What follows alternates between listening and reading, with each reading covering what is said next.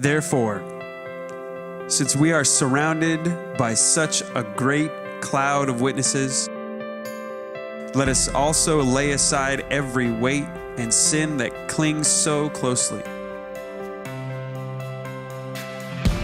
Let us run with endurance the race that is set before us, looking to Jesus, the founder and perfecter of our faith, who for the joy that was set before him endured the cross, despising the shame,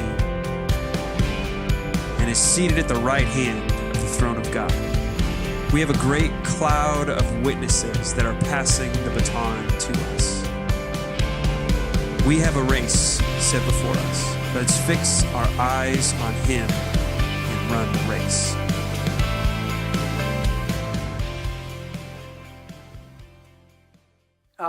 Hello, we're Dave and Evelyn Brown, and we wanted to tell you a little bit about what happened at our beginning 60 years ago. In 1956, this church was started through a donation from the Lynn family in Long Beach, with the stipulation that we establish a church here. They wanted to reach all the people and the families in this area for Christ. We had to have everybody doing some jobs in those days. We all had work for the Lord that we could do. I served as a deacon and an elder and chairman of the missions committee and a treasurer, among other things. Also, I drove the bus.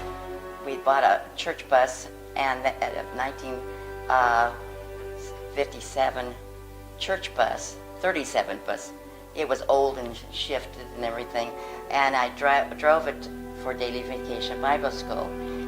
We at that time, we didn't feel like this was a sacrifice because all of us were sort of on fire for the Lord, and we didn't mind these different things.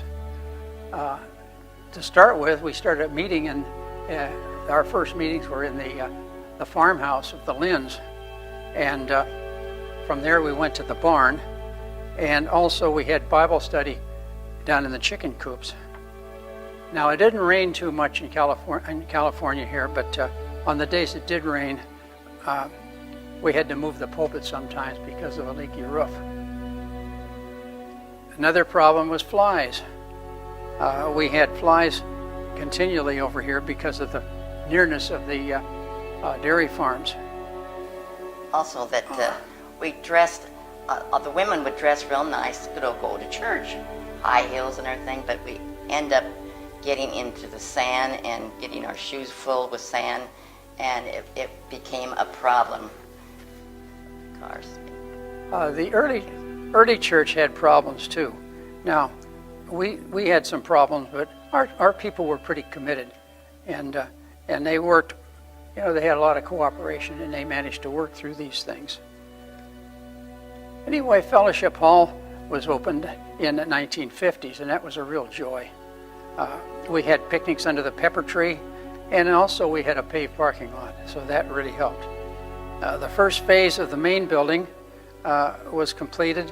L.B. Hall was the general contractor there, and he was also the general contractor on the educational building. And we really owe a debt of gratitude for the work that he did here. Knott Avenue has always been family-oriented, and families living together and worshiping together. And my wife and I raised 3 sons here, Robert, Jack, and Bennett. And these 3 guys were all baptized here, and they were married here. And their spouses were all members of the church, and they're still together.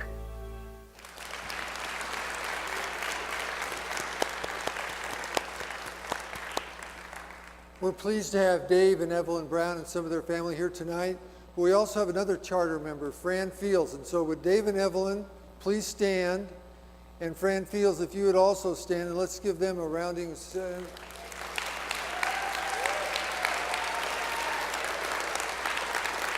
There's the Browns.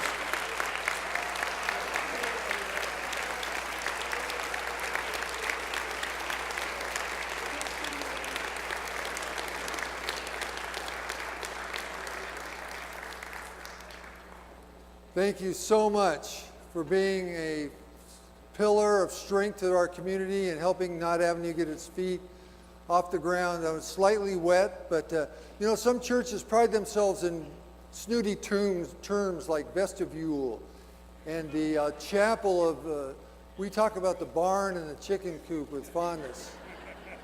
At this time, I'd like to ask if you are a former staff member, a former elder or deacon, or a former employee of Knott Avenue Christian Church, and you're here tonight to help us celebrate these 60 years, would you please stand? We'd like to recognize you.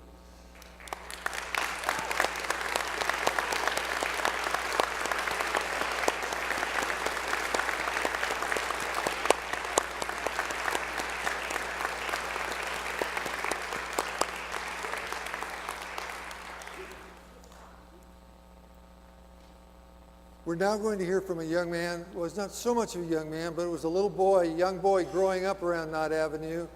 And Ken Lamont, the pastor of Newberry Park Christian Church, is going to come and share with us some of his recollections about growing up being a young lad here at Knott Avenue. Ken, thank you for coming and sharing with us tonight. Absolutely.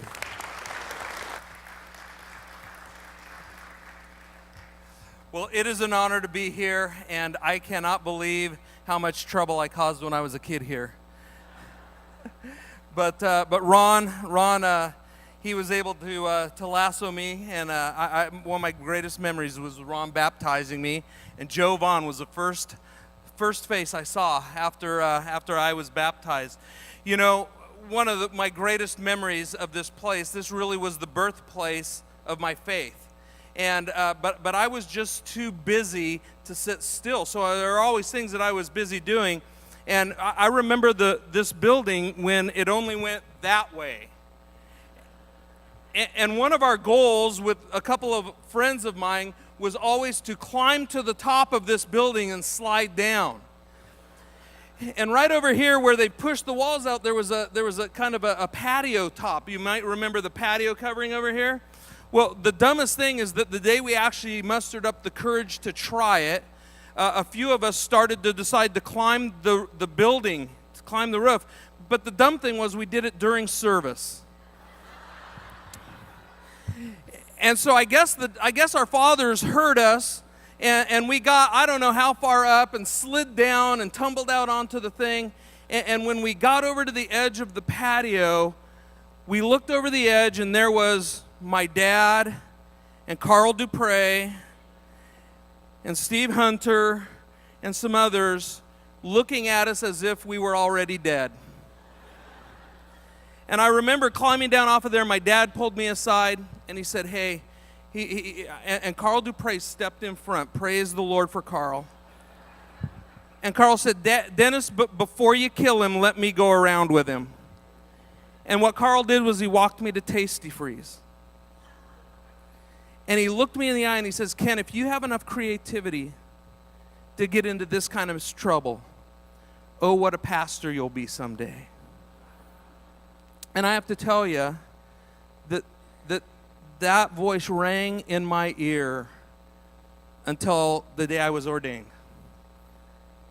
And that same chicken coop that was out here, you know, my dad was one of the elders, and all of the elders used to bring their sons. It seemed like just the thing to do, and we'd always bring our baseball mitts with us.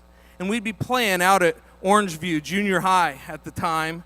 And then we thought, well, our dads had been going too long in their elders meeting, and so we came in from the field, and we started to look for the dads, and they were in the chicken coop. And the chicken coop had these little slatted windows, and we started to peer into these little windows. And what I saw inside is something that stuck with me for the rest of my life, was this group of men on their knees. And I have to tell you, that indelibly was burned into my mind and into my life, because I thought that is what leaders in the church do. They get on their knees often, and they remember to seek the Lord.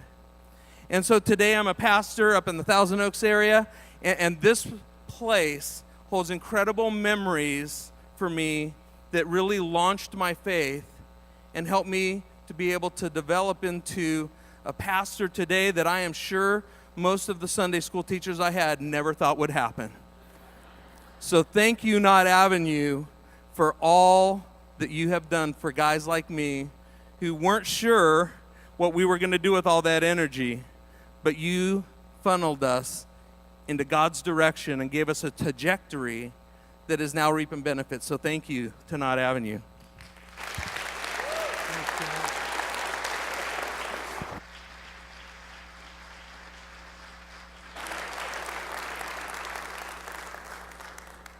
You're the man. During this early 70s, Knott Avenue experienced a huge growth spurt. In fact, it was running around 400. And under the leadership of Rich Marshall, the church over doubled from over 400 to over 800. Great things were happening, and Rich has a greeting for us tonight. Well, greetings, Knott Avenue Christian Church, and congratulations on 60 years of spreading the good news of Jesus. This is Rich Marshall coming to you from Castle Rock, Colorado, where Wilma and I live now. I'm sure that some of you don't remember me, but we had 7 good ministry years from 1970 to 1977 at Knott Avenue. Great years for the church and surely good years for us as we learned how to grow in ministry. In fact, I would have to say to you, Knott Avenue, thank you. You allowed me to learn how to preach while I was there. When I came to Knott Avenue, I thought I was going to be the youth pastor and ended up being the senior minister and had to learn how to preach, and you helped me to do that, so thank you very much. We've been able to carry that on now for the last number of years, over 50 years now, and the message of Jesus has gone to 54 countries because God has led us to those places with his message. We think right now of Knott Avenue because of the fact that when we came there, it was just Wilma and I and our son, Rich. Our daughter Valerie was born there. We now have 6 grandchildren. 4 of them, incidentally, are in college back in California, 1 in the Navy, and then a little adopted granddaughter from China, just turning 11 years old this weekend. So our family has grown as the church has grown. Greetings to you again, and let me just say this, the next 60 years should be even greater than the last 60 years. We're believing that for you, we're praying that for you, and surely look forward to seeing some of you in the near future. I was able to connect with some at the North American Christian Convention this summer in Anaheim, had great visits with Ron and Tamara there, had good visits with Stan and Connie Endicott there, and of course with many of you from the church who were at the convention. So good to see you. God bless you, and may God make your next 60 years even greater than the last 60.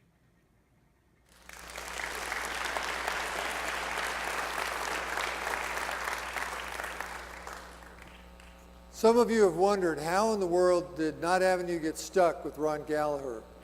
If you want to blame somebody, blame Rich Marshall. He came as a youth minister. If he'd have stayed the youth minister, I wouldn't have come, and the rest would have been history. But he got hired as a senior pastor. They had to fire somebody that was available and cheap, and you get what you pay for. So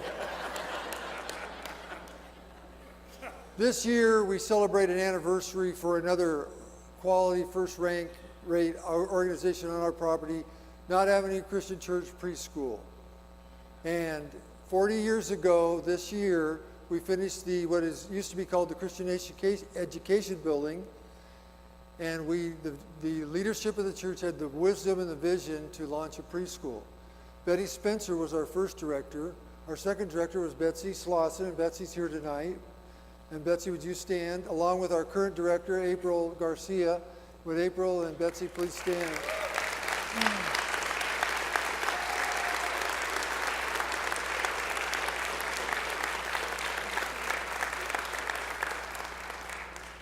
I'll often be shopping someplace and I'll see this big old good-looking guy walk up to my wife and say something to her, and later I'll say, "Who was that?" She said, "Oh, he was in my preschool class." I go, "Yeah, sure." But that's what it's all about, isn't it? Helping kids to get excited about Jesus Christ, and Knott Avenue's always done a great job with that. Think back about when you were in junior high school. Can you remember that time? Your body was growing, your voice was changing, your face was exploding a little bit. And then all of a sudden you're living in the middle of the United States, in Illinois, going to a small Christian school, and your dad comes in and says, "Honey, we're moving to California." That was Kim Schrader Hamilton, but Kim Schrader at the time. Kim came to California in the middle of what is a difficult time anyway, and had to make new friends and a new church. And Kim, come and share with us how God worked in your life to make a difference.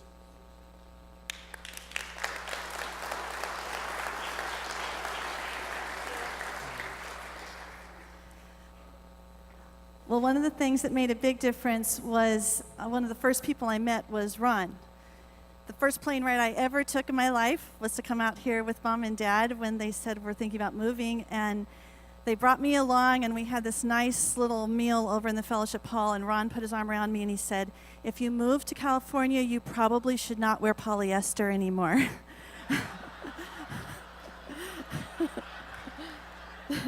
Do you remember that? But I don't think so. Oh, he has no idea how that helped my life. Because moving when you're 12 years old from Springfield, Illinois to Anaheim, California, with your sister and your brother staying back in the Midwest, they were in college. My sister Debbie was in college. My brother had a job. And so Mom and Dad and I and our dog moved to California. And I had braces, exactly like you're saying. I looked exactly like you just said. I had braces, I had a little short boy haircut, and I wore polyester. And I went to La Palma Junior High School, and Sandy Carter was one of my first friends. Oh, that was one of my first friends because my eyes were about this big. The first few weeks I was at school, I had never seen something like California before. But you know, first of all, my mom is here tonight. Mom is with me. Would you stand up, Mom? Come on.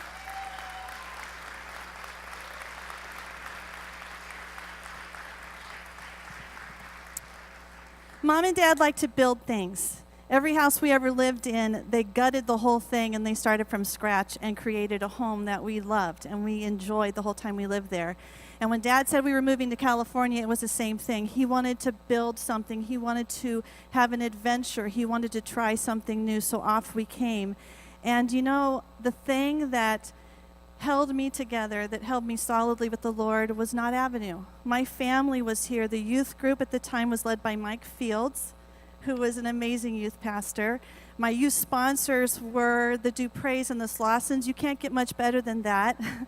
Off we went to Yosemite. We went swimming in their pool all the time. We were at church almost every day. And then comes Chuck Boer on the scene that drove us in that church bus all over Southern California, and I don't know, by the grace of God, how we stayed alive, because he always faced the back of the bus while he's driving, talking to us. Always. There was always conversation. There was always growth. There was always him pushing us to think about who we were and what we were going to do with our life. We were just talking about that tonight, actually, how back then we were at church Sunday morning, Sunday night, Monday night, Tuesday morning breakfast. We were there because we had a hunger after God. And looking back, a lot of those kids that we were in youth group with are now in ministry, now in missionary work, and they're all over the world. And it was such an exciting, fun, beautiful place to be. I brought a few pictures tonight just to show you. Number one, this is what Knott Avenue looked like one of the first Sundays that we were here, and that is Stand Endicott right in the middle there. You might enjoy that. The second one is the amazing church staff that Dad had when he started. That would be Mike Fields with the blonde hair. Again, there's Stan. And Dad at the bottom, and Lauren Hancock as well joining him. And they were a killer staff, lean and mean. And then an outreach singing group, Jeannie Fields led it. And boy, did we think who we were. We got to go to churches all over the place, and they listened to us, which was amazing because it built our self-esteem, it helped us become great musicians, and it was really fun. And the choir here was always such a big part. When I was at Knott Avenue, finding your gift set was something Dad loved, helping people find what they were gifted at, what their passions were, and go off and do them. And there were many places to jump in and be involved, and the choir was just one of them. But I got to do a retreat with your ladies about a month ago, and I had a picture taken with these stellar women, these women of faith, that I could look into every one of their eyes and think, I'm so grateful that you poured yourself into my life, because I am what I am today because of you and because of Knott Avenue, and I'm so thankful. And I just want to say congratulations, Knott Avenue. We're praying for so much more in the future still to come. God bless you. Thanks, Kim.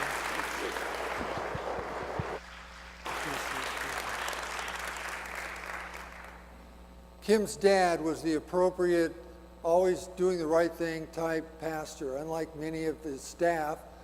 Floyd just sort of sometimes would just shake his head and say, well, he wouldn't say it. But one thing that Floyd knew was that young people needed energy and wild and crazy people. And so the king of wingtips hired a wild and crazy guy who is now the pastor of Crossroads Christian Church in Corona, a thriving, dynamic, impactful church in Corona, Chuck Boer. And Chuck's going to come and share with us about what God was doing in the youth group while he was there. Thanks, Chuck. Thank you, Rod. You too. Well, I have to say, without a doubt, for Pam and I, some of the best years of our life were here at Knott Avenue, in big part because of Floyd, who just literally turned me loose and set me free. And at times he'd shake his head and redirect me, but he really, really was for it. And I'll never forget, I made a pretty radical move back then. We decided to cancel all fun and games. We would have a youth ministry with no fun and games. There was just going to be Bible study, prayer, and Bible study, prayer, and church. And so I remember I announced that to the youth group. I said, come to our house on Monday night, an hour and a half of Bible study. And I thought, I don't know who's going to show up. The first person to walk in the door was Sandy Hunter. And there she is right there. And she just came in so excited. And then Kim came in, I think, second. And I'll never forget just how excited she was. Then a guy named Dave Sill showed up third. And we had 8 people show up that night. And I thought, this is the best thing ever. And a year and a half later, we could not find a house big enough to hold all the students who wanted to come and just hear God's word. I got to tell you, we had rules for that study. There were 4 rules. Number 1, you couldn't come if you didn't bring a Bible. Number 2, you had to pray out loud. Number 3, you had to always give the answer to the question that was asked. You could never say, I don't know. And so that was a big, big deal. And then, so we really had those kind of in-depth rules set for anybody who was going to be a part of it. And one night there was a knock at the door, and I opened it, and the Western High School song leading group was there, and only one of them was a Christian. And I looked at them and said, what are you guys doing here? And they said, we want to come to the Bible study. And I said, okay, but do you know there's rules? And May Lynn, who was the head of the song leading group, then looked at me and she said, yeah, you got to have a Bible. I have a Bible. You can't talk about anything out of the subject. We won't. You have to be willing to pray out loud. And she wasn't even a Christian. Then she goes, I'll pray out loud. I don't care. Call on me first. And she said, we can't talk about anything other than the subject. And I found out something back then. I found out something that's true today. Non-Christians are hungering for God's word. And those girls, every single one of them gave their life to Christ. And we began to watch a revival happen that just blew our mind. And that was just an epitome of what occurred here because this church wanted to reach the next generation. This church wanted to be a part of that no matter what it took and what it cost. And so what happened is we watched this church begin to grow. And then I don't know how meaningful this will be to some of you, but then we hit that moment of moments that I got to walk into Floyd's office, and Dave Krause will probably remember this. And I said, Floyd, I have some good news for you. And he said, what is it? And I said, we're going to be bringing more students to Angeles Christian Camp than Eastside Christian churches this year. And I got a raise. It was, do you remember those days? It was really fun and competitive, and Les Christie was my mentor, and it just ate him alive that we beat him. But there was such a heart for God here. There was such a freedom to minister here. There was such a desire just to ask what God wanted. And I think that for me anyway, Floyd set that. Betty, you know how he would just always, in the end, not want what he wanted what God wanted. And so there were times that I just watched him at times make a decision on his own to say, you know what, that's what we're going to do. And this may seem radical, but back then we instituted something at baptism called applause at baptism. Does anybody remember that was a big deal? And Floyd stood up and said, you know why some of you get mad about that? Because it makes you stay till the service is over. Great times, though.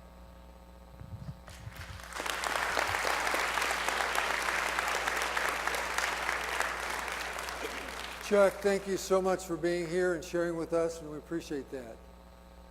Not too awfully long ago, Knott Avenue launched a church, Oasis. Woo! All right, they're here tonight. Good support. We reluctantly released a guy that had great passion for missions from our staff to be the founding pastor of that church, Mike Carmen. So Mike, come and share with us.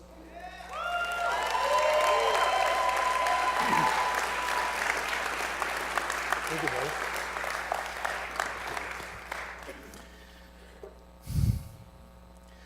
Well, you've heard already how Knott Avenue in its history was producing strong and powerful leaders, men and women, who knew that part of their job was to invest who they were in the lives of those who were coming behind them, younger men and women who would grow up to take their place as the next generation of leaders here at Knott Avenue. You've heard that people like Rich and Floyd and Chuck invested their time, invested their lives in those kind of people and left their mark, their imprint on them as they grew in their faith. Well, tonight we have two of those men, young men. That's good, huh? Young men, huh? Two of those young men with us, Steve Hunter and Dave Kraus. And we asked them to come because their lives, so much of their lives and their leadership can be traced back to who filled them, who invested in them, who poured into them. And they want to share some of those things with you right now.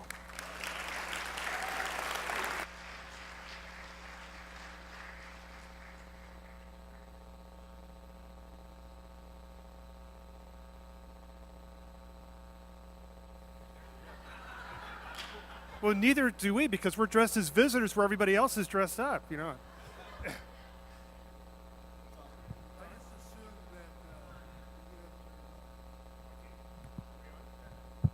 Okay. It's so exciting to be here, and Knott Avenue has had such a big impact on our life. And as I was thinking about this, I was thinking about how God really uses community to shape us. And I would say that that's true of how God used Knott Avenue in my life. And one of the people that I think of is Carl Dupre, and he's been mentioned a number of times. And I think about how welcoming and how loving he was for us, you know, as kids coming through, and just seeing a godly man and how he worked with his sons and knowing Brad so well and being over at the house so many times. When we got married, when Sherry and I were married and we moved away, then coming back and visiting here at Knott Avenue, Carl Dupre would always make it a point to come by and check in with me. But the thing that he always left with is he always said, "Steve, I love you and I'm proud of you." And the timing of that was always God's timing, because I needed that at that moment. Ron, I don't know if you remember, but there was a phone call that you made to me. I think it was on a Friday, and I had actually taken that day off. And Ron had called and said, "Hey, Steve, I need you to help me out. I am double booked on Sunday, and would you mind teaching a class?" And ironically, it happened to be the class that my parents were in, and my in-laws, and all of their friends. And as he was asking that question, I was praying, "Lord, I will do this if you provide." And here's the amazing thing. He did provide over and over and over again. And ironically enough, Ron called back a couple of hours later saying the person that he was substituting for actually went into the hospital, and it may be a little bit longer that I would be substitute teaching. Well, it happened to be 3 years. But here's the amazing thing in that group. God really fanned the flame of the gift of teaching in me through that group.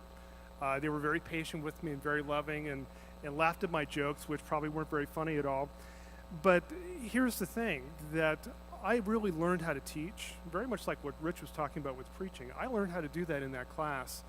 And subtle cues of watching how they responded, learning how to ask questions, and all of that was something that really impacted me. Ironically, at the same time, that's when computers were starting to become in vogue in the business place. And what I did at Nordstrom is I would actually have my secretary print out the emails. I would handwrite, and she would type. Well, as I was teaching, I would have Sherry type out my notes because I couldn't read them either. And here's the amazing thing is that I learned how to use a computer from that particular time. And what I'm doing now is that I'm actually a pastor at our church for small groups, and I'm writing study guides each week. And a lot of that came from what I learned here at Knott Avenue. I'm also the administrative dean for a small school, and so I'm teaching college students right now. And it's just amazing the impact. And who would have known that it actually started from a phone call? But God knew that. And the impact is just something that's felt and made so much of a difference in my life. And I thank God day in and day out for the work that's been done here.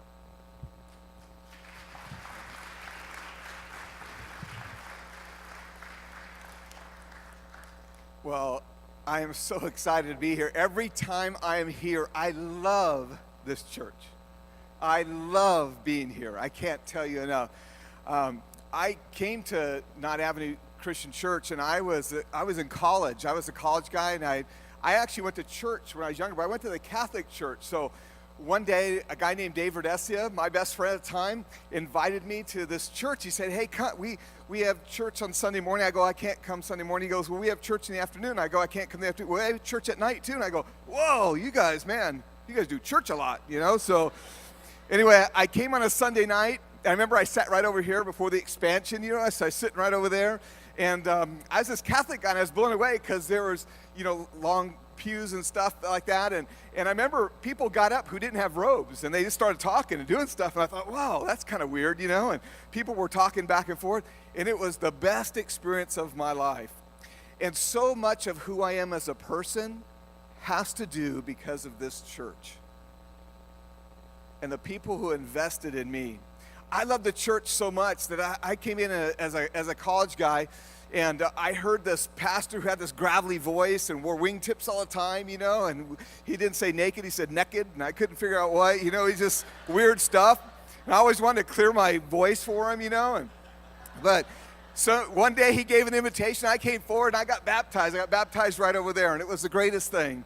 And I just wanted to be around the church so much, I thought, and Ron had been here, and he had just left, and there was another guy named Mike Fields who's a youth pastor, and he started talking to me, and he taught me a lot about not to take yourself too seriously. He was always laughing, and I loved that about life.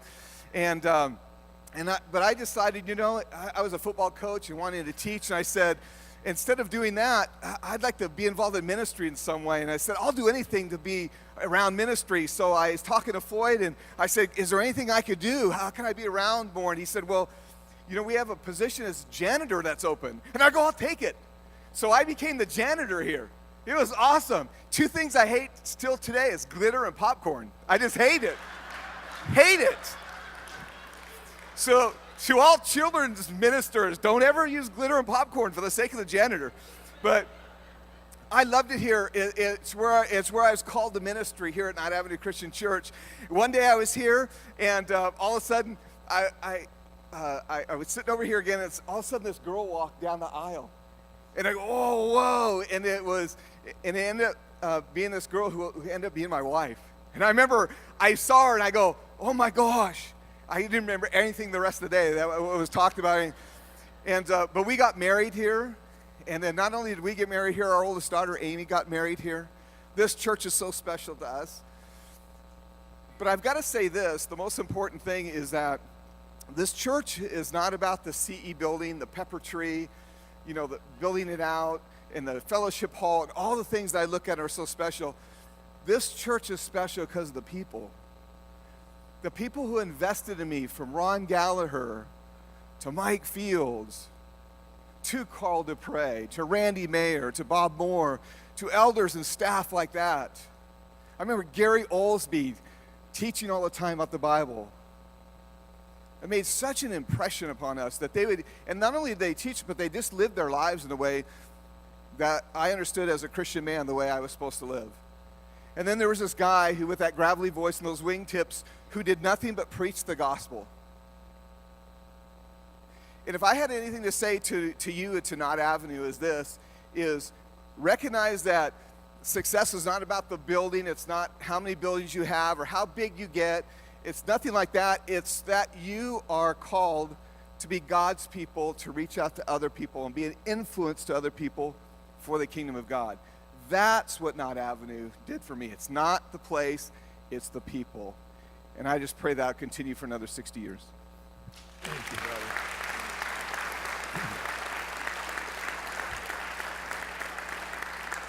By the way, Dave, that position you had is better called the Minister of Maintenance. So just keeps it spiritual that way. Well, you've heard it talked about this pushing out the building and expanding the building. And those seem to be some golden memories around here at Knott Avenue, because the church was growing and they needed to do something to expand this and to double the seating capacity in here. So in 1986, in June, they broke ground to begin to add on these wings, as they called them. And they had to figure out where they were going to meet, because they couldn't meet in here. And so beginning in August of that year, well, especially with guys like Ron and Stan and people around, a circus tent seemed appropriate.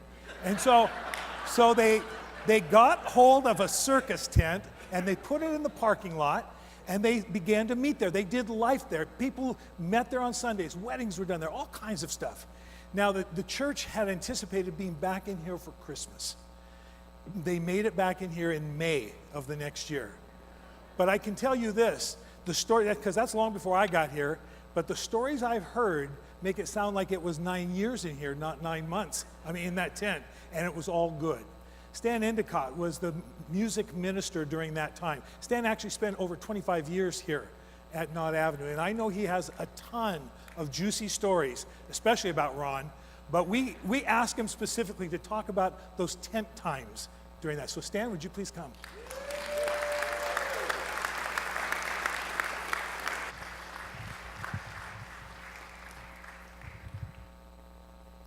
Oh, the stories. I could tell you some great stories. Back in the back on the wall, you'll see the pictures of the tent. And if you could just picture this, you know, when we opened this place up, just a regular old church building that had this roof all the way through it. And I remember they just ripped out, so there was a back half of this building still standing, and the front half of this building still standing, and you can see through the sky the rest. And so decided to put up the tent. And the thing that I have learned so much about that was what an amazing season of risk-taking it was. Because we stood a chance to lose some people. We stood a chance that it would be such a huge distraction that it would do more harm than good. We just didn't know. But Floyd led the way and had the faith, as well as the leadership of our church, to do that. And the funny thing is, I totally forgot this until I saw it tonight. We put pews in the tent. Now, pews are those long benches where your kids can take naps during the sermon. But there were pews in there, I forgot. But Betty, there's probably not two people in ministry that are more opposite than me and Floyd. I mean, come on, Betty, you know. And Floyd and I had so much fun. We used to go, anybody remember Arnold's farmhouse over by Knott's Berry Farm? That's what I'm talking about, yeah. They didn't serve any sushi over there, okay? But Connie, stand up and say hello, honey. Come on, stand up, okay? So we would, every Sunday, Betty, we'd go to Arnold's farmhouse, and it was so awesome. But after Betty, I don't know if you know this or not, but Floyd was baptized twice. Did you know that? He was baptized the first time whenever he came to Christ as a young boy, young man. And the second time was in the tent on a rainy weekend. There was a big, huge buckets, hundreds of buckets of water that had fallen on top of the tent, and Floyd thought if he would just take a broom and just push up on it, that it would be fine. And Betty, that was his second baptism. Yeah. Now, the other thing that Floyd, after we got in this building, you know, where's Joe? Where's Joe? Worship Joe. Is he in this room? He's not here. Be sure and mark him off for that. Well, I told Floyd, I said, we want to start having drums in our worship service. And I know that Floyd took a deep breath and he goes, well, so he said, I'll tell you what I'll do. We'll put them over there under the, as far as you can put them over there. And you got to keep them quiet. So what I did was every month I moved them 6 inches further to the to the center, and it took about a year. But I tell you this much, Floyd does wear wingtips, but Floyd is willing to take, he was so willing to take risks. And it was incredible. There was one Sunday at Christmas time, there were a lot of policemen here. And we couldn't, I was already home. We lived over in Cyprus. And a neighbor said, what's all the police doing at the church? And I go, I don't know. So I came over here. And one of the things I love about my time at Knott Avenue, basically, Paul, I don't know if you've learned this yet or not, but this place is filled with a bunch of crazy misfits. And it's always been that way. And that's the reason we have so many great stories of crazy misfit people falling in love with Jesus. Can I tell you? It was so awesome. But this particular day, this person got in a four-wheeler and started doing donuts in the parking lot and drove his four-wheeler through that back wall and came right here and crashed right there in front of the stage. Anybody remember that? It's a true story. Not all my true stories are true. But everything I know about ministry, I learned here, and I'm so grateful. One story on Ron. I would get here early to set up for music and the band or the choir or whatever, and Ron was over there setting up chairs.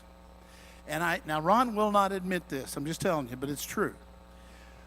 It was early Sunday morning, about 7:30, and he was setting up chairs, and I knew that he was supposed to preach that day. And I said, Ron, looking forward to hearing you preach today. He totally forgot that he was supposed to preach. And he had this look of, oh my gosh. So he went home and brushed off some youth ministry sermon. Ron, you know it's true.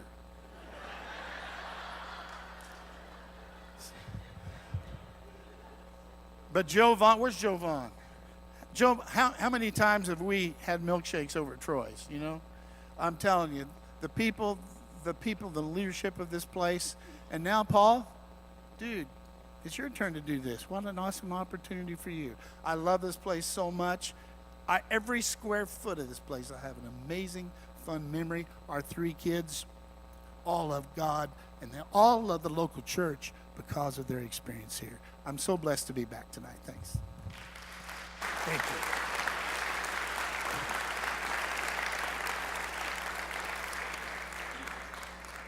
When leadership does its job in a church, and in a church like Knott Avenue, ministry begins to flourish. And one of those areas where ministry began to really grow and flourish here was in women's ministry. And Lorraine Dupre was called to become what would be the very first women's ministry director in the Christian churches in the United States. And at one point, she had nearly 400 women serving in different ministry teams under her. And so her influence spanned more than 5 decades here at this church. And I just want you to know, when I came on staff in 2000, I asked Lorraine to be my ministry assistant. And she said, sure, that would be great. And a couple of staff members took me aside, I won't say who they are, and they said, would you just check and make sure that Lorraine hasn't lost a step? I came back to them a little while later and I said, I just want you to know, not only has she not lost a step, I had to ask her to slow down a step so I could keep up with her.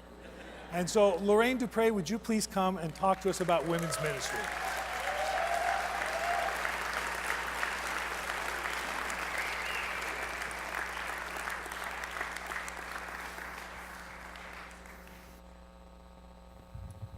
obviously I've lost a little step since then. But this is a question why do I have to follow Stan Endicott? Why is that? I have to bring my teleprompter because if I don't do this in 4 minutes, he's going to throw that bottle of water on me. And I think Stan stole some of my time. But at any rate, my husband Carl and I and our 4 children came to Knott Avenue in 1972, so 44 years ago. We first got involved in the junior high program because my son Brad was a junior higher in those days. And a lot of those people are my 50-year-old friends on Facebook now, and literally all over the world. But it was in 1981, the decade of the 80s, that the Lord put a burden on my heart to start a women's ministry here at Knott Avenue. So I got all of my courage together, my ideas, my plans, and I went into Floyd Strader to present him my ideas and began to babble. And he slowed me down and said, you know, the elders are thinking about starting a women's ministry here, and we were thinking about you leading it for us. And I thought, shoot, if I'd have waited, you know, just a little while, they'd ask me instead of me going through all this trembling. But the Lord knew that I needed to own that ministry, that I needed to have it for my very own, maybe suffer a little for it. So we contacted all the women in the church to become active in some kind of a volunteer ministry. The idea was to spread the joy around so that a few people weren't doing all the work and the blessings could be spread. This program provided a way to activate women and to get them to buy in, to take ownership in the church. When you do service in the church, you think, this is my church, and I want to serve this church. Our goal was to enlist every woman in the church family to find a spiritual growth and service. We sent out a brochure at the first of every year with a list of ministries women could be involved in, with a chairman over every ministry so that she could tend to her little flock. Beside the usual kitchen and baptism communion, we enjoyed serving at weddings, and I just got to do a caveat here.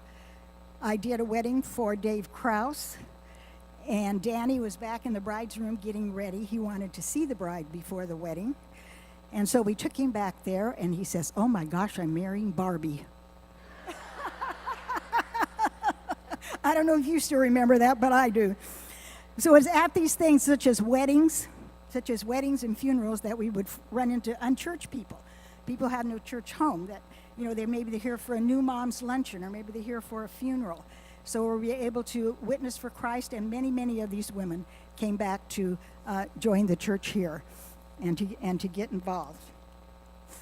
The Lord blessed the ministry, and there was a great growth period at Knott Avenue during this time. And so I was invited to North American Christian Convention with my ideas and ministry. I conducted workshops there for 3 years running, and many of those churches took the ideas home and implemented them at their churches.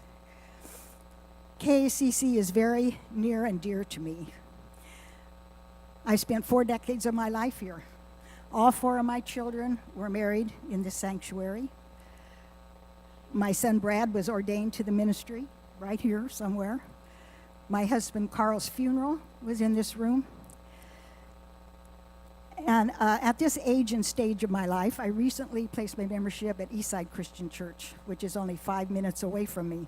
It's better that I keep off the freeway, I'll tell you. But at any rate, I think of you all. I love you all. I pray for you continually. I rejoice in the progress that's being made here under the direction of Pastor Paul, leading the group here.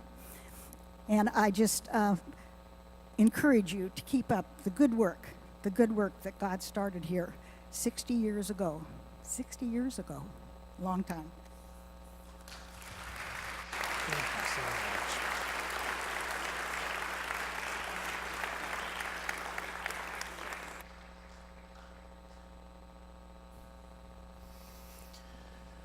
Well, as the 20th century was coming to a close, leadership here began to realize that the neighborhood didn't look like it used to, and people didn't look like they used to. And there was a need to reach out cross-culturally in ways that perhaps they hadn't before. So in 1999, there was the launch of a Spanish ministry which would grow into a Spanish-speaking congregation. And we have a video that we want to share with you now about the birth and growth of that work. Bueno, el ministerio tuvo comienzos en el año 1999, creo que fue julio, agosto, por ahí. Yo vine aquí ya en agosto invitada por mi hermana y en ese tiempo el grupo nomás era de 3 personas. Era Eugenia Torres, su mamá y su hermana Mónica y el pastor, obviamente. Y ya mi hermana y yo pues ya era un grupo de 5. Y Ruth, que vivía al lado, ella también se congregaba, entonces era un grupo prácticamente de 5 personas estables por un tiempito. Fuimos creciendo poco a poco y hasta ese tiempo estábamos en el salón 2-6 arriba, del otro lado. Y fue creciendo, crecimos tanto que luego nos mudamos al salón social y iba creciendo igual. Tomamos algunas alternativas para evangelizar, yendo al Swami de Cypress y digo que no fue un fracaso total porque digamos que de algunos tratados 2-3 personas venían. Y también lo hacíamos en el estacionamiento de las tiendas aquí alrededor. Y el tiempo pasó, fue creciendo y nos quedamos un tiempo en el salón social, algunas veces en unos módulos y para el 2001 ya estamos en el santuario. En el 2002, agosto del 2002, llega Gil García con su esposa Alejandra y él comenzó a liderar el ministerio en español hasta el 2008, creo, 2008. En el tiempo del liderazgo del hermano Gil fuimos a una misión a Tecate a trabajar a una construcción para una casa de huérfanos y fue emocionante, fue una experiencia muy bonita. Y luego el pastor Gil estaba siempre como líder en ese tiempo y se va él y queda Jerry y su esposa Nade liderando el mismo ministerio. Hasta hoy es el mismo ministerio en español que estamos actualmente aquí en el santuario.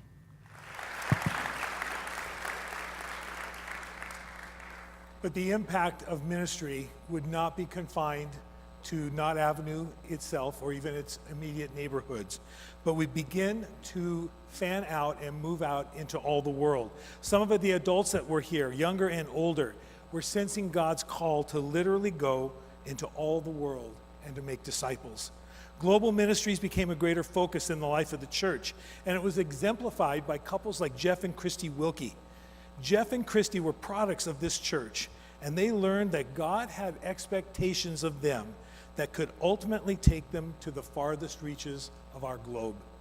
They joined YWAM, Youth with a Mission, and eventually became directors of one of the training facilities, which is in Montana.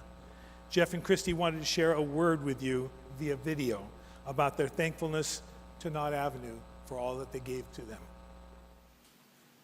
Happy anniversary, Knott Avenue Christian Church, 60 years, congratulations. Wish we could be there with you, but we're Jeff and Christy Wilkie, and we are with Youth with a Mission up in Lakeside, Montana.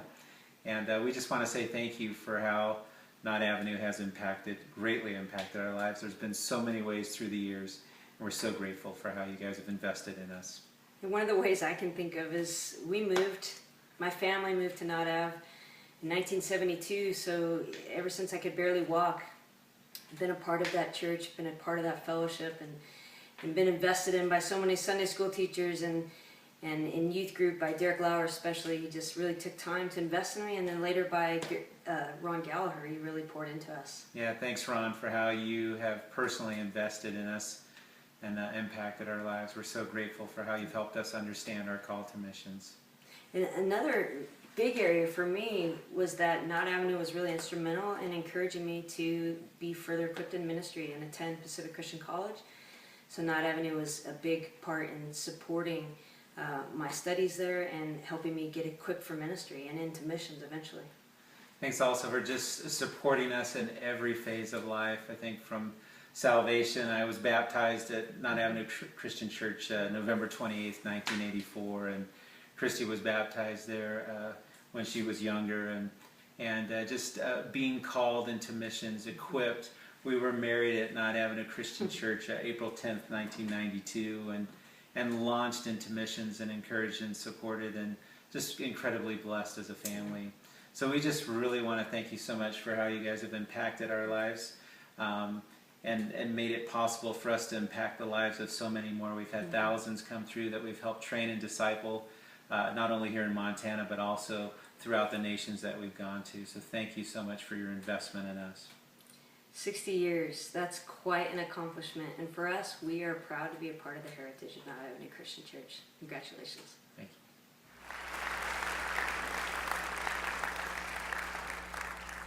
Shortly after I left here in 2012 to begin work with Oasis Community, Knott Avenue called a young man to work with their college age and young adult ministry.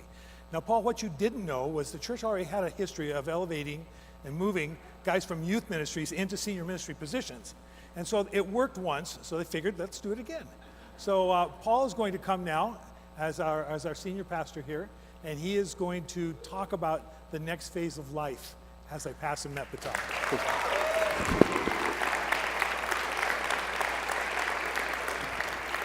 Well, thank you again for being here. You know, these stories have been so impactful to me, you know, just coming on and kind of seeing 60 years of those highlight moments. You know, the top 10, if you will, God's Sports Center of Knott Avenue Christian Church has been something so moving to me to see the baton pass from generation to generation. And I think what we've seen and we've looked at through the videos and through people coming on stage is Knott Avenue Christian Church has always felt the burden. Felt the burden that Jesus Christ talked about when he looked at the world and said, the harvest is plentiful, but the workers are few. Therefore, pray to the Lord of the harvest to send out workers. Well, Knott Avenue Christian Church, just even that story we heard, when a boy looks in and sees his dad with a bunch of men praying, they're praying, God, send out workers into this great harvest. But not only do we pray for that, we also send out people. And oftentimes what happens is staff people who are here, who are serving the local congregation, feel a burden and feel a call to go and do mission work. And we've got a great video of Matt and Jessica Welchel, how they felt God calling them to a foreign land. So they are not here from Japan, but they are with us in video. So let's watch that video together as they explain how God moved on their hearts as they were here at Knott Avenue Christian Church.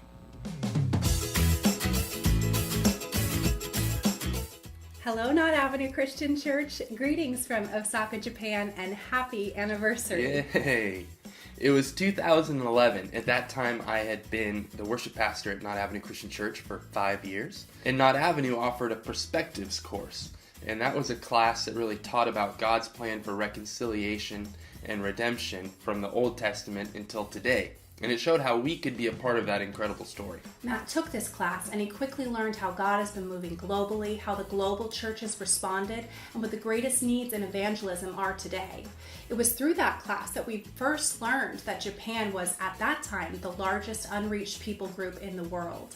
It still remains the second largest unreached people group, with missionaries decreasing by 30% in the last few decades. Soon after the Perspectives course, Knott Avenue did a whole sermon series through a book called Live Life on Purpose. It encouraged everybody to get into a small group to study the book together. This book and this series focused on how, through a true understanding of the Great Commission, we can know how to live and we can know how to be a part of advancing the truth throughout the ends of the earth. Separately and completely unexpectedly, God prompted the both of us to pray for Japan. And it was just a few weeks later that Matt turned on the TV and we joined the rest of the world in grieving over the effects of the tsunami earthquake that hit Japan in 2011. We knew we needed to do something, and Knott Avenue Christian Church felt the same way.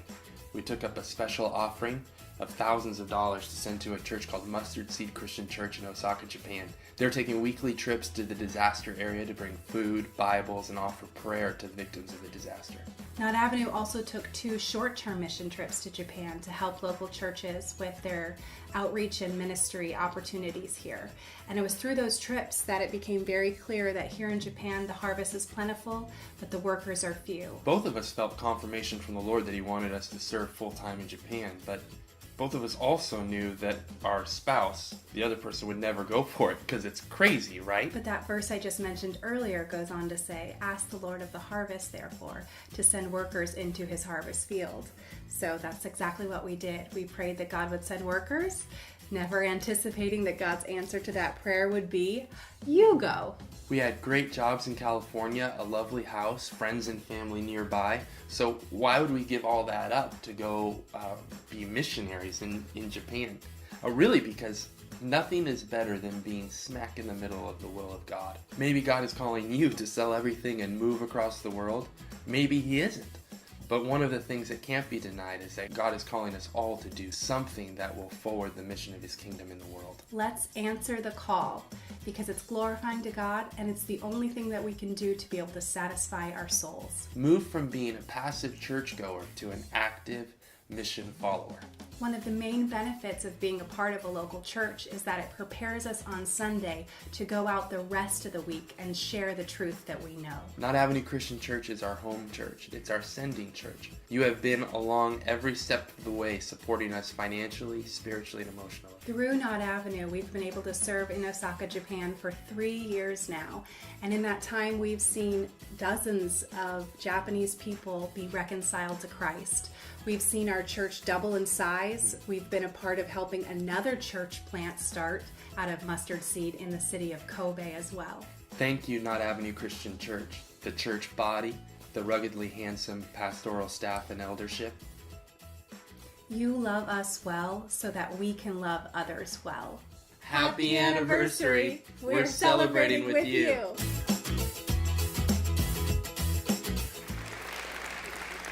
Well, it's great to hear when people are here and God moves on their heart. And as that was happening with Matt and Jessica, it was also happening with one of our other staff members. And it was a little different, you know, instead of feeling a burden to go to a foreign land, this person felt the burden to go to a different culture in their homeland. And this move wouldn't just send a godly couple to another spot, but we would send leaders, we would send servants, we would send members, we would send great people to go to be a part of this church plant. And the church plant we're talking about is Oasis Community Church, and it's a great church. There you go. The rowdy group that's over there, that's them. The ones playing Angry Birds on their phone right now as we speak. Just kidding, that's not them.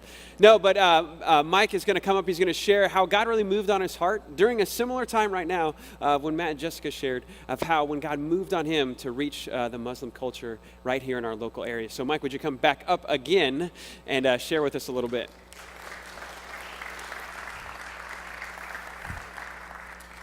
You know, when I started on staff here in 2000, I was working with the marginalized and homeless in our community, but also with our global endeavors around the world.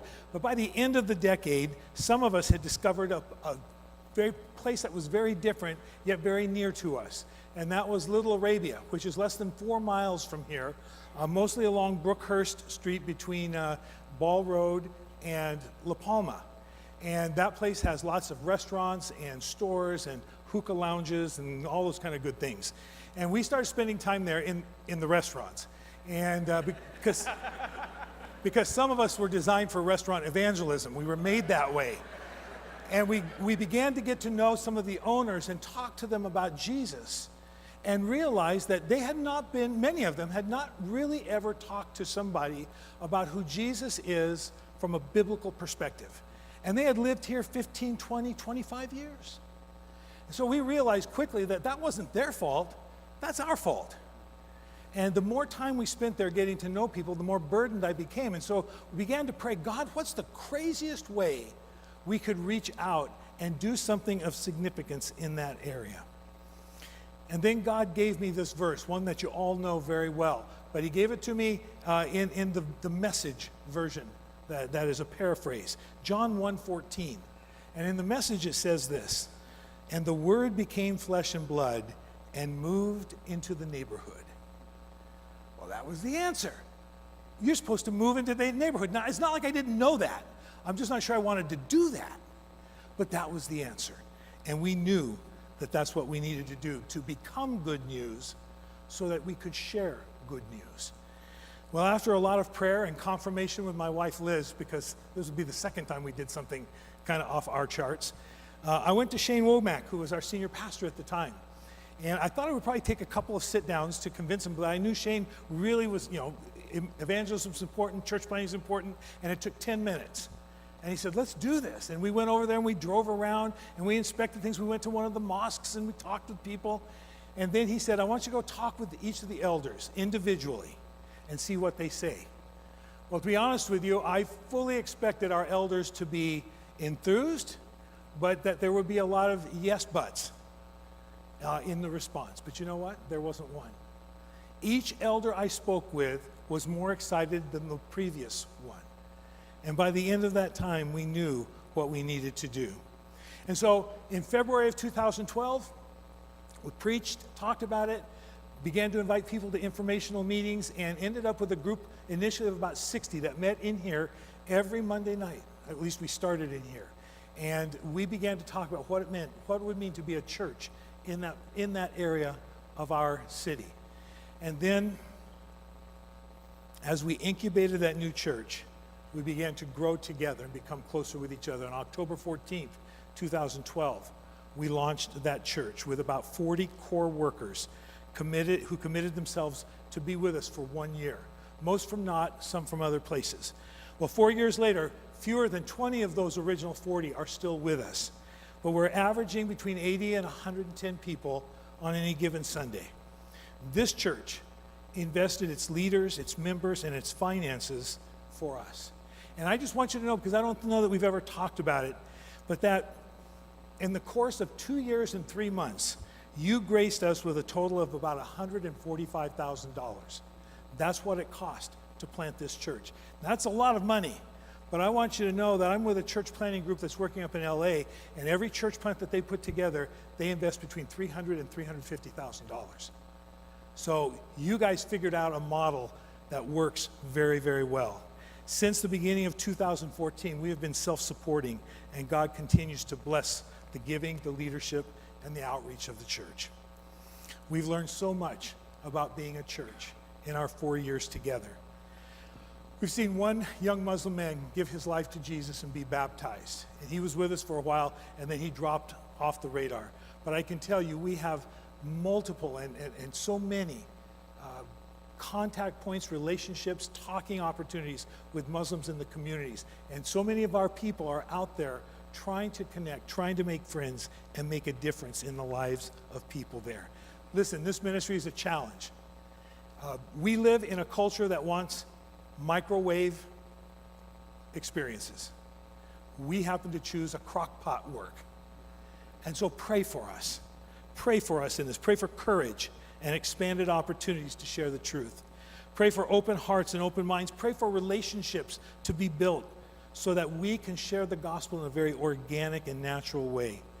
Pray for our leaders and our future leaders of the church. And pray that in the midst of a specific focus, like reaching into the Middle Eastern community, that we'll learn how to be a church that effectively reaches everyone who is broken and looking for hope. Thank you, Knott Avenue. Thank you for all that you've done to make Oasis Community what it is and what it's yet to become. God bless you guys.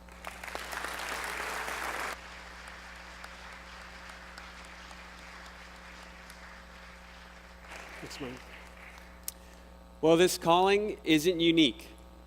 The calling on Matt and Jessica, the calling on Carmen's, the calling on all the people that you've heard there, it's not unique.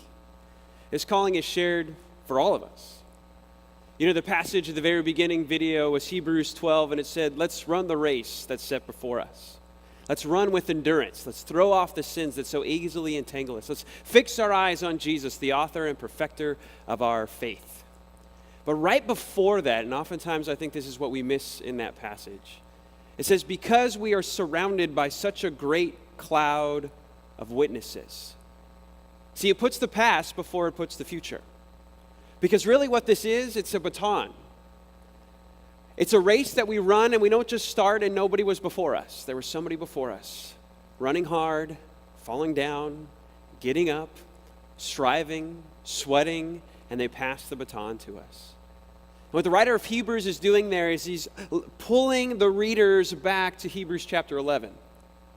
He's saying, since we're surrounded by such a great cloud of witnesses, and Hebrews 11 is called the Hall of Faith. It's beautiful. It's like you were going into like an Olympic arena and you saw all the gladiators before, all the stone statues. And this is what the writer of Hebrews did. From Abraham to Moses, men and women of faith, great people who ran the race. And the writer of Hebrews says, because we're surrounded by such a great cloud of witnesses, let's run.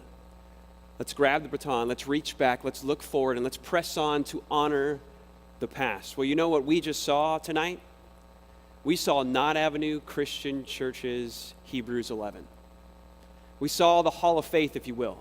We saw the great moments, the funny stories of water coming from tents, right? We saw moments of boys sliding down roofs. We heard about Ron's impromptu messages that I'm sure convicted millions, and many came to be baptized. We saw those great moments, but now we're at another spot. We're at the transition point where the baton is being passed. My question to you is, what will Hebrews 12 look like for us? Who will be the next great men and women of faith? What will be the next great acts of faith done at this church? Moments that we'll look back on and say, these are great markers of the glory of God. I think those great men and women are right here in this room. I think it's you. And I think what God has for us, great moments, great activities, great leaps of faith will be done soon in the next 5, 10, 15, 20, even 60 years. So church, this is what I want to do. I'm going to call our pastors and our elders to come forward at this point. Joe's got a song for us. This is what we're going to do. We pass the baton to you. So what's going to happen during this song is I want you to sing this song with a commitment in your heart, with a recognition of what God has done in the past, kind of that Hebrews 11 type mentality. Let's remember the great work that God has done. But let us also see this as an opportunity to take a transition, to have that baton passed to us. So what I ask you to do, if you're up to the challenge, you hear the footsteps behind you, and you start to run, you start to try to keep the same pace as the runner just behind you. As you stretch out your hand, would you take the challenge to grasp the baton being passed to you by great men and great women of faith telling you to stretch, to strive, to move forward, to take on the crazy challenges? If that's you, I ask you and your family to come up and receive a baton during this song. Just one per family, and then you can take it and go back to your seat. You're going to have the whole song to think about this. I don't want you to take this challenge lightly. So as we sing, maybe it's a time for you to contemplate, a time to pray. A time for you to sit back and say, what are my reservations about the future? What are my reservations about stepping forward? What are my reservations about accepting this challenge? And when you feel honestly in your heart, you can say, yeah, I'm willing to stretch out my hand. I'm willing to look forward and reach back and honor the past and the great men and women of faith who have come before. When you feel that God has confirmed that in your heart, grab one of these batons. Again, just come up anytime during the song and grab it from one of our elders. Church, I invite you to stand and let's sing in recognition of the past, celebrate what God has done, but also with an idea that we're going forward. And any time during the song, feel free to come forward and grab a baton, one per family, and then go back to your seat. Church, let's worship and let's take the challenge.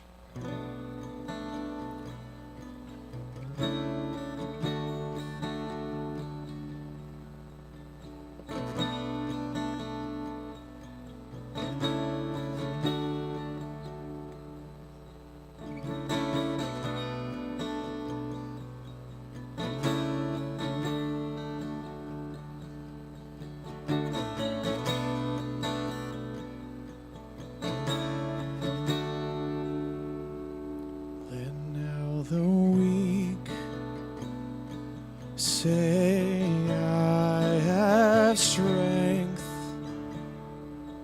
by the Spirit of power that raised Christ from the dead. Let now the poor stand and confess that my portion is Him and I'm more than blessed.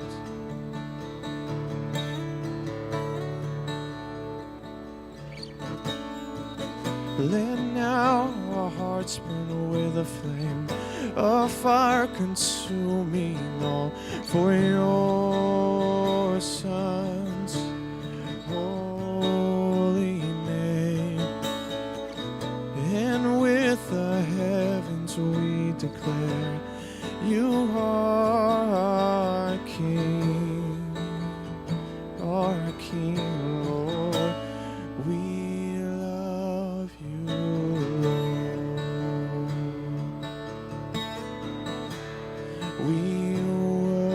worship you. You are our God.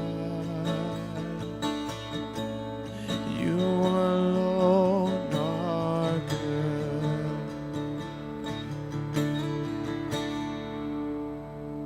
Let now your church shine as your bride that you saw in your heart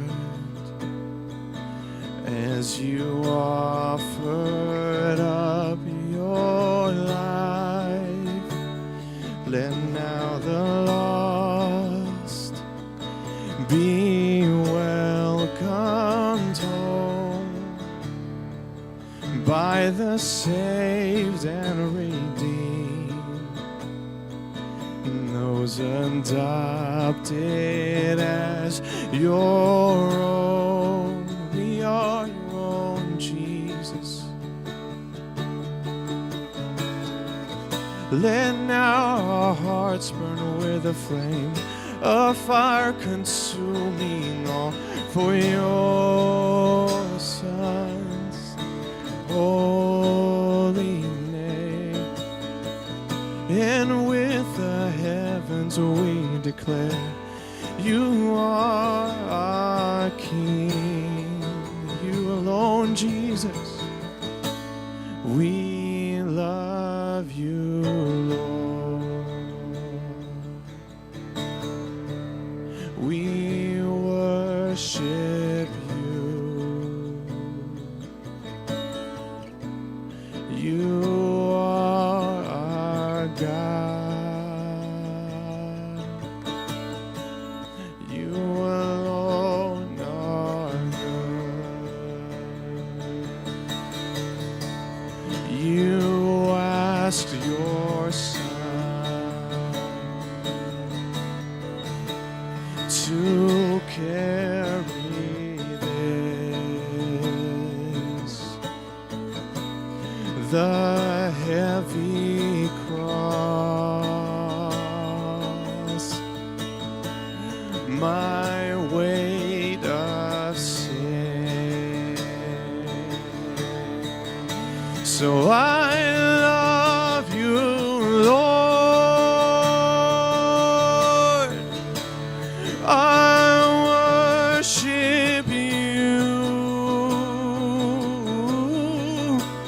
Hope which was lost now stands renewed, and I give my life to honor this, the love of Christ, the Savior King. So I love you, Lord, and I worship you. Hope which was lost, oh, and now stands renewed. I give my life, I give my life, oh, I give my life to honor this, the love of Christ,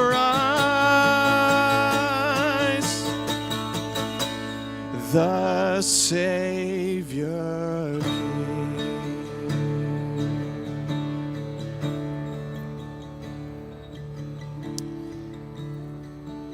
As you stay standing, you know, I don't know what opportunities or all the opportunities that God's going to give us. But I know that you're going to seize those opportunities. You know, even for the short time that I've been here, This is a church that takes on challenges. This is a church that takes the Great Commission seriously. And so I can't tell you how excited I am to run this race with you. Now, you may be here and you may be thinking, Paul, I kind of want an opportunity to give an anniversary gift. If that's in your heart, we made room for that. There's a card in the seat back in front of you. There's a card there. You'll see you can include that if you'd like. We want you to know there's no deficit. There's nothing to be made. But as we look forward to the future, we've got some big projects we want to take on. We finished one half of our parking lot. We want to do the other side. We also want to make a more secure system for our child care check-in and Sunday mornings because kids are important to us.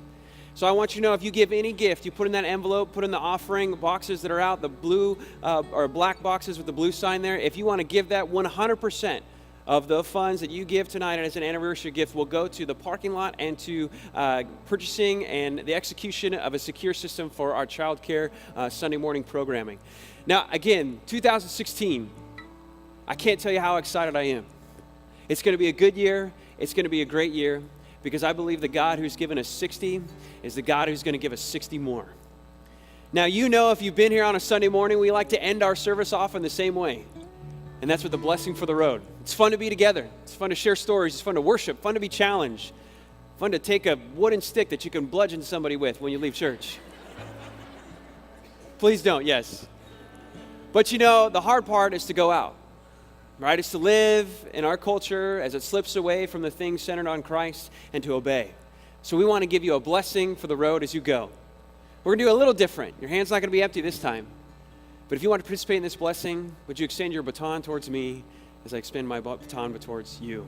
Knott Avenue Christian Church family, brothers and sisters in Christ, there are many great men who have gone before us. There are many great women who have run the race before us. And they have done great things, but there are many things for us to still do, and I know that you'll run with us. May God bless you. You are sent from this service.